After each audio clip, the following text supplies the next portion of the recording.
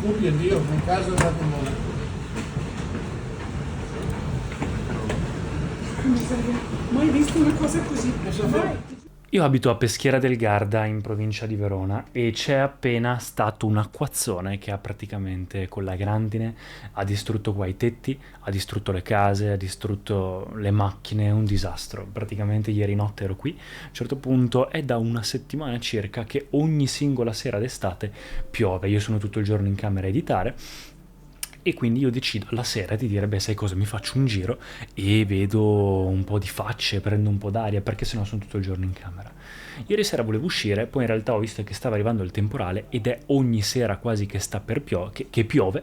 Allora dico, vabbè, questa sera, dato che è lunedì, potrei anche stare a casa e rilassarmi un po'. E entra mia madre e mi fa, chiudi tutto velocemente perché sta arrivando il temporale. Io ho detto, beh, madonna, esagerata, chiudo, ma cioè, non è che il temporale ha mai fatto qualcosa qui a Peschiera del Garda, invece neanche il tempo di chiudere la porta, che praticamente dalla fessura così dello scuro piccolo aprire per chiuderla del tutto, sono entrate bombe di ghiaccio, che vi giuro vi metto il video adesso.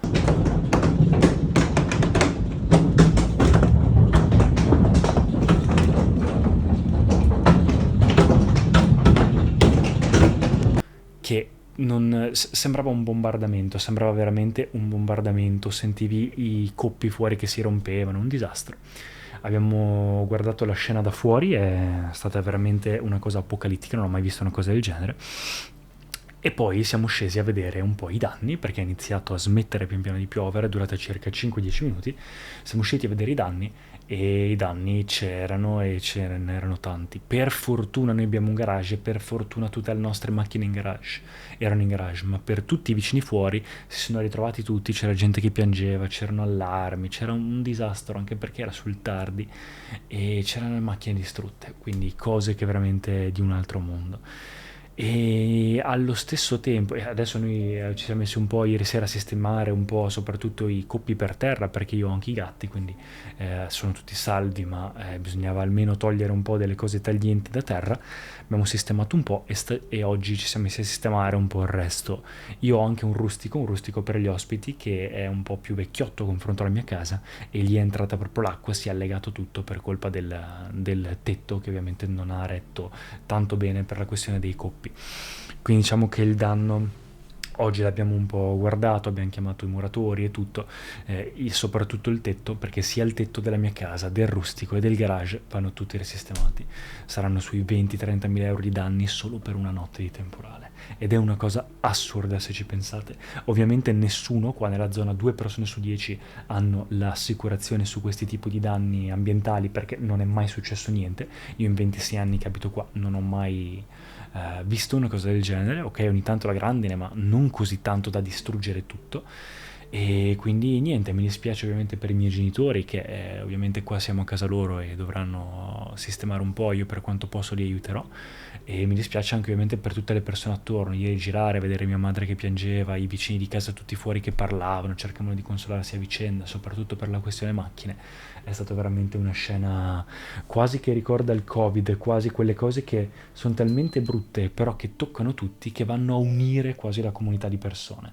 Quindi per alcune persone diventa quasi un momento di, no di piacere, perché ovviamente è dispiacere, però di unirsi nel dispiacere, quindi diventa comunque un entrare a far parte della comunità.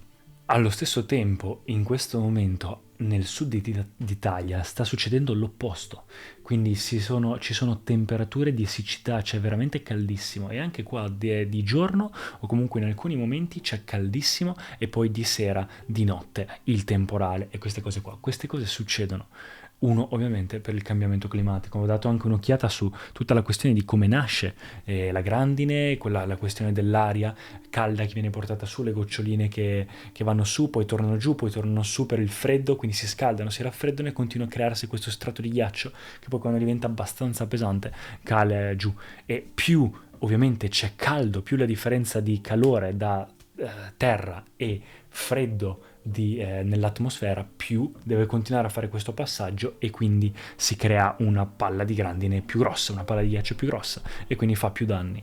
E c'erano veramente palline grosse così. era una cosa assurda. E quindi questa cosa da cosa è causata? Ovviamente il cambiamento climatico. Si vede in queste cose ovviamente in modo grosso, ma si vede in tutti i giorni, ragazzi, non c'è neanche da starlo a dire. Nel momento in cui qualcosa è esagerato da una parte o esagerato dall'altra, vuol dire che non c'è un equilibrio, l'equilibrio della terra, l'equilibrio della natura è stato violato. Quindi nel momento in cui esageriamo da una parte, si esagera del tutto, quindi diventa caldissimo e poi diventa freddissimo, e quindi si hanno questo tipo di fenomeni atmosferici. Sembra veramente di essere in un ambiente tropicale, invece ve lo giuro, ragazzi, siamo in Italia ancora. E quindi volevo dare anche un paio di pensieri su questa cosa. Innanzitutto, se siete del nord o del sud, spero che stia andando tutto bene, raccontatemi anche nei commenti che cosa ne pensate, se state bene, cosa è successo, e scrivetemi anche per qualsiasi cosa. Tra l'altro, se siete del sud, mi raccomando, occhio anche per la questione siccità, perché anche quello non è il massimo, soprattutto anche gli animali.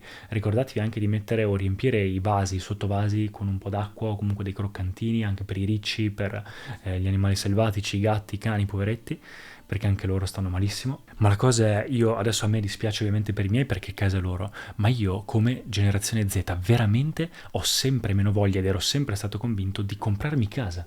L'idea di possedere qualcosa e quindi avere l'ansia che venga distrutta, che sia tutto così in realtà effimero, che quindi qualcosa di avere, investire la mia vita, i miei soldi, le mie energie, il mio tempo e un sacco di soldi, come si faceva tempo fa, per una casa che mi verrà che verrà pagata tra 20-30 anni, e nel frattempo lavorare, quindi mettermi in questa catena, dover lavorare per un mutuo, per una casa che magari non è neanche quella definitiva, che non so neanche se ci si potrà stare in tot persone, non so neanche dove, con prezzi assurdi, mutui assurdi, e non so neanche se c'è un futuro con questo clima qua. Veramente ti passa la voglia. E in più adesso stanno bene le persone in affitto, tra virgolette, che non hanno neanche i danni da dover pagare per queste cose. Quindi veramente la mia idea di non voler mai possedere niente, ma essere di passaggio in questo mondo, è sempre più logica anche al giorno d'oggi. Era un po' una cosa mia, ma in realtà la gente sta iniziando ad ascoltarmi. Anche la questione macchina, io non ho mai voluto, e penso che non mi comprerò mai una macchina mia, a meno che non potrò permettermene 2 o 3, che sarò ricchissimo, ma penso che se fossi una persona normale avrei una macchina magari in leasing oppure in qualsiasi altro mezzo, iper assicurata, e poi un posto dove stare, magari in affitto, magari un po' qua, magari un po' là, girare un po' il mondo, fare quello che vuole. C'è un libro che si chiama 4 ore alla settimana di cui parla di questa cosa qua, e non è niente male. Ovvio che dipende da quello che uno vuole fare nella vita, ovvio che dipende dalla famiglia, ovvio che dipende da tante cose, se uno può permetterselo eccetera, però secondo me per una persona che fa una vita normale, decente, e può permettersi una cosa così, non è più sognare in grande, anzi diventa quasi una necessità. È come la pensione. Ultimamente la gente mi dice: ma scusa, ma tu stai investendo ancora? Io sì, ho un investimento in ETF che continuo a inserire e continuo a investirci ogni giorno, perché io non mi fido della pensione, non mi fido che a 60 anni, 70 o chissà quando arriverà lo Stato a pagarmi la pensione. Quindi me la devo fare da sola. Io penso che la nostra generazione abbia quest'ansia continua di questa cosa, quindi era un po' un pensiero che volevo dare. Inoltre anche la questione del cambiamento climatico, come cambiare questa cosa. Sono appena stato all'UNESCO per il Safe Soil con Sadhguru, in cui si parlava proprio di conscious planet, di creare un pianeta consapevole, e si parlava proprio di responsabilità. E responsabilità non è qualcosa da dover insegnare, è qualcosa che nel momento in cui una persona vede, diventa proprio sente che le cose attorno a te, o le persone attorno a te, o gli oggetti o tutto sono parte di te, che in realtà sono parte di te, è solo la nostra mente da esseri umani che vede tutto diviso, ma è tutt'uno veramente, la vede come veramente esperienzialmente parte di sé. Non c'è da insegnare morale, non c'è da insegnare tutto, c'è semplicemente responsabilità. Quindi quando le persone iniziano a diventare più consapevoli, automaticamente tutte le conseguenze come il cambiamento climatico, le guerre, l'odio eccetera, tutte queste si metteranno da parte. Questa sensibilità si crea proprio con la consapevolezza, ed è per questo che sono qui, ed è per questo che creo contenuti su questo tema, ed è per questo che esistono persone nel mondo anche della crescita interiore, perché yoga vuol dire unione, non vuol dire girarsi e contorcersi. Unione nel senso che è tutt'uno, nel senso che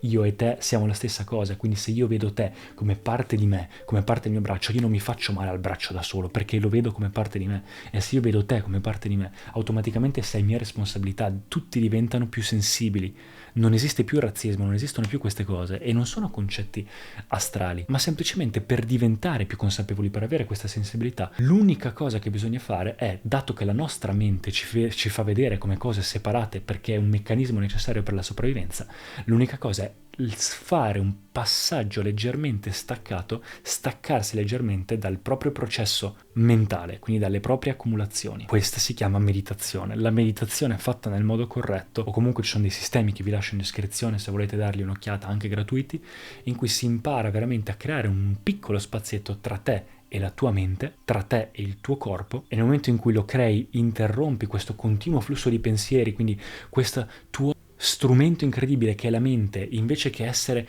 con te, invece che utilizzarlo, continua ad avere una diarrea mentale, quindi a buttarti giù cose, a farti odiare le persone, a fare odiare te stesso, e quindi diventa compulsiva a livello di sopravvivenza, e quindi per quello si creano queste cose. Nel momento in cui crei un po' di spazio, non solo tutte le sofferenze, perché dimmi che altre sofferenze conosci se non quella mentale o quella fisica. O stai male perché qualcosa succede qui, nella tua esperienza interiore, o perché qualcuno ti sta facendo del dolore fisico. Però tutto quello che noi proviamo è dentro di noi.